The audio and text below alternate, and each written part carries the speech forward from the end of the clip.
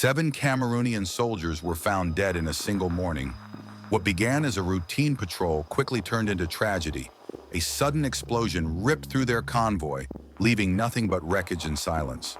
The attack took place on September 5, 2025, near the village of Melende in Cameroon's southwest, a region that has lived under the shadow of conflict for nearly a decade. Locals say the soldiers had passed along that road many times before, but on this day the ground beneath them was waiting. An improvised explosive device, carefully buried and remotely detonated, tore through the lead vehicle, killing everyone inside. For the families of those soldiers, there was no warning, no chance to prepare for the news that would soon reach their homes. And for Cameroon, the timing could not have been more unsettling. The ambush came just weeks before the country's most critical election in decades. The attack unfolded on the outskirts of Melende, a quiet farming community where military patrols have become a familiar sight. Villagers had grown used to the rumble of engines on the dirt road that cuts through the area. A road that has long been marked as dangerous, yet remains vital for moving troops and supplies. On this particular morning, that routine was shattered.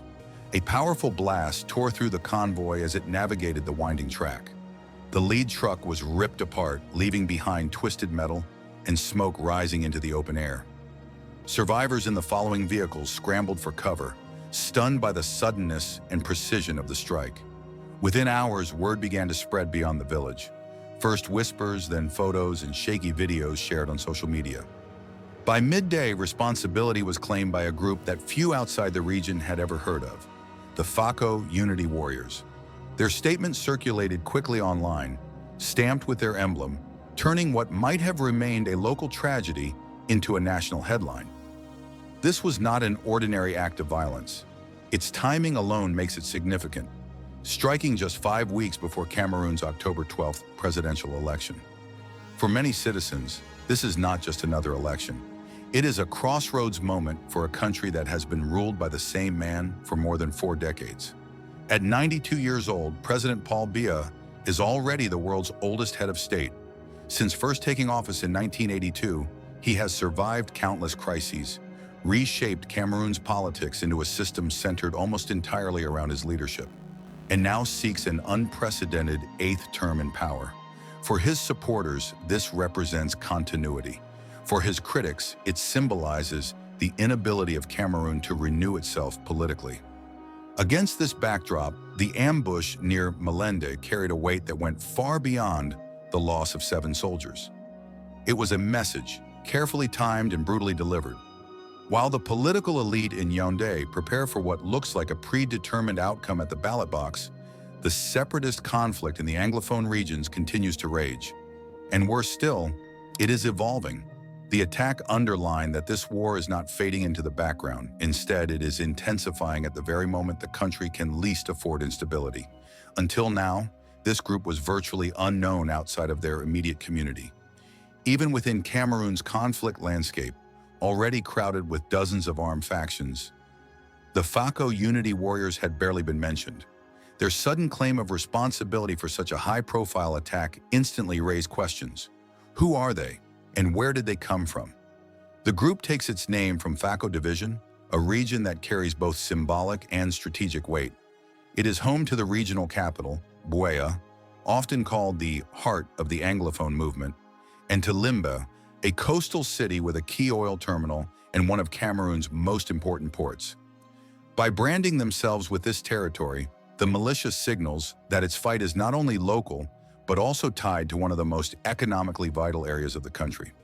Like many separatist militias in Cameroon's southwest and northwest, they appear to be hyper-local. Such groups often emerge from community grievances, a mix of anger over political neglect, heavy-handed military operations, and long-standing cultural marginalization. They are typically led by local commanders who position themselves as protectors of their people, though in practice they often operate as autonomous warlords. What sets this particular incident apart is the method used. In the early years of the conflict, separatist fighters relied mostly on small arms, ambushes, and kidnappings. But the use of a carefully planned improvised explosive device marks a troubling evolution. It suggests not only growing technical knowledge but also greater access to materials, training, and coordination. In short, the fighters are no longer improvising. They are adapting, becoming more organized and more lethal. Cameroon's separatist movement has been active since 2017, born out of decades of grievances. Promises of autonomy made in 1961 were later dismantled, leaving English-speaking regions feeling politically and culturally sidelined. When protests by teachers and lawyers erupted in 2016, the government responded with force. That crackdown turned demands for federalism into a full-blown separatist war. Over 6,500 people have died since the conflict began. More than 700,000 children are out of school due to separatist-enforced boycotts and attacks on education. Many communities are now trapped between government forces and competing armed groups. Meanwhile, in Yaoundé, preparations for the October election continue. Campaign posters fill the streets, government offices remain busy, and officials project an image of calm. Supporters of the ruling party describe this as proof that Cameroon is stable and moving forward. But critics argue the reality is far less reassuring. With major opposition, candidates barred from running, and entire communities in the Anglophone regions unable to vote because of insecurity, they see the legitimacy of the process already under question. Adding to the uncertainty is the silence around succession. Supporters believe President Biya's long leadership offers continuity at a critical time. But critics warn that the lack of a clear successor is fueling rivalries within the ruling elite. That behind-the-scenes power struggle, they say, could one day become just as destabilizing as the conflict on the ground. The attack near Melende was more than the tragic loss of 7 soldiers.